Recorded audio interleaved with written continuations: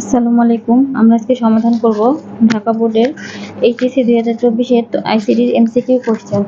তো প্রথমে এখানে দেওয়া হয়েছে মাইক্রো মাইক্রো ব্লগিং এর ওয়েবসাইট কোনটি? প্রথমটার অ্যান্সার হবে টুইটার। দ্বিতীয়টা দেওয়া হয়েছে পাঠ্যপুস্তকের ডিজিটাল সংরক্ষণ কোনটির আওতাভুক্ত? 2 নম্বরে হবে ই সার্ভিস। 3 নম্বরে দেওয়া হয়েছে উপাত্তের নিরাপত্তা বিধান করা যায় কিভাবে? অ্যান্সার হবে পাসওয়ার্ড ব্যবহার করে।